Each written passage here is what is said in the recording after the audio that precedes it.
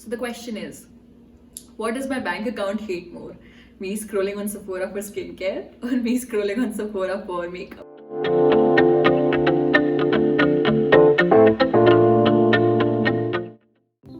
Hi there people on the interwebs, 2 for 2. I'm really proud. I hope you guys are rooting for me too. I'm gonna try to keep the streak alive.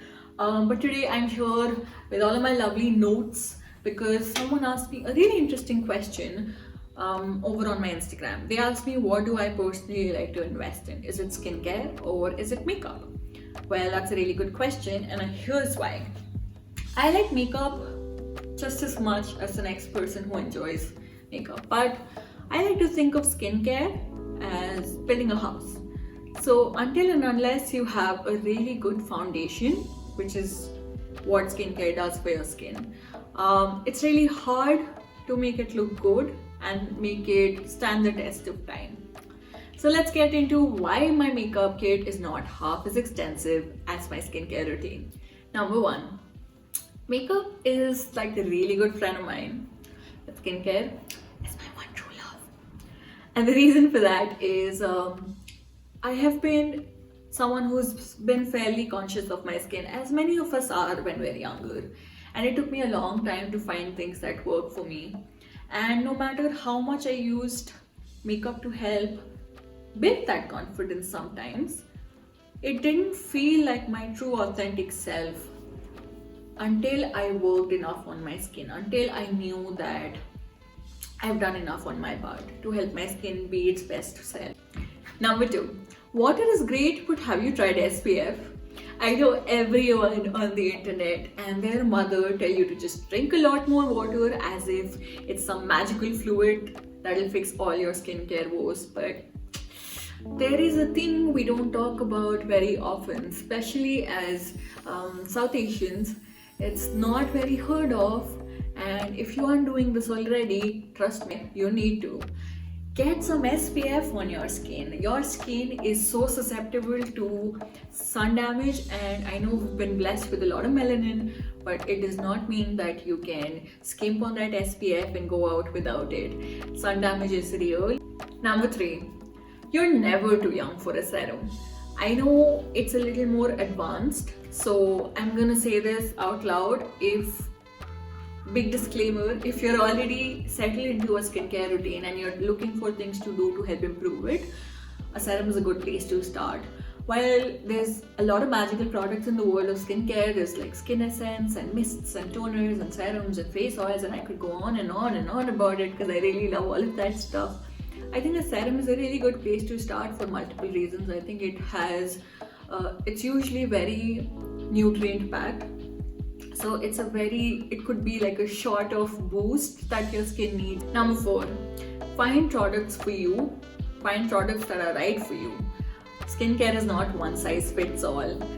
And what I mean by that is, when we're younger, at least when I was younger, I didn't really have a concept of skincare and what it meant to actually identify the kind of products that work for you. Essentially, my mom and I just used the same products because those were the products that we had. But everyone's skin is different. So it's kind of unrealistic to think that what works for her will work for me, and vice versa. So it's important to take the time to experiment with products. Don't be afraid. I know it can be daunting, but it is worth it. Number five, don't skimp on skincare. Do not, I repeat, do not buy counterfeit products. And that stands to hold for both skincare and makeup. Please do not buy, products that have no authenticity. And I'm saying this as someone who has seen a lot of counterfeit products around the market, but trust me, you don't have to. You could just as easily spend a little money on something which is not as expensive or as popular a brand if it's working for you, and at the end of the day your skin's gonna thank you. You know why? Because when you use those counterfeit products, you have no idea what's in it. It's doing so much damage to your skin and your health, so we're gonna shy away from that. 6, so there's something for everyone and everyone's pocket in the magical world of skincare. It's a general misconception that skincare is expensive. It really isn't if you know what works for your skin. A $5 or a $10 cream can work just as wonderfully for your skin as maybe a $100 one, and it depends on what kind of products you want to invest in. And there are plenty of products. I'm going to list a few in the description if you're interested, which are budget friendly and they're really good for your skin. One such brand that I really like to endorse and use products of personally on a day-to-day basis is The Ordinary. It's such a great brand. If you haven't heard of it, please Google it.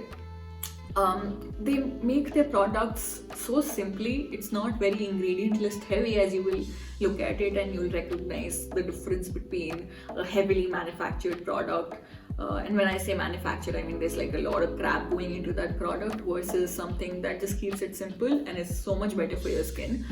And that's a really nice segue into my next point: ingredient lists. Ingredient lists are very important, and I know we're not taught to do our research in that sense. I mean, how many of us have actually looked at the ingredient list of the products that we use?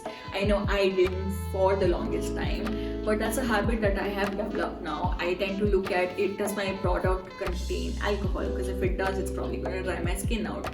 Does it contain fragrances? Because if it does, because my skin is sensitive, it's probably not going to react that well to it. So I think it's really helpful to look at the ingredient lists, recognize what works for you, what doesn't work for you, and then tailor your skincare products based on that. And my last point is keep it simple, silly. At the end of the day, just develop basic skincare routine.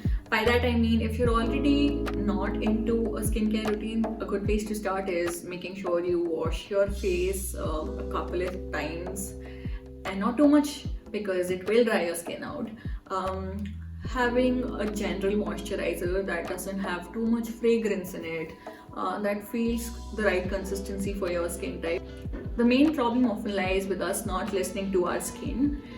Skincare is lovely and intuitive, and I think as long as we're paying attention, it's gonna be okay. So that's all for today's video. I had a lot of fun shooting it, especially because I got to geek out about skincare for a little bit. But yeah, if you enjoyed this video, make sure to give me a thumbs up. It really helps me understand what kind of content you guys like, and I'll be sure to make more videos about it. If you'd ever like to see my own skincare routine and the products I use, make sure to drop that in the comments as well, and I'll be sure to make a video on that if you're interested. Subscribe to my channel if you haven't yet, because there's gonna be a lot more of me around here, and I hope you're gonna stay tuned for that. And yeah, we'll see you again next time. Until then.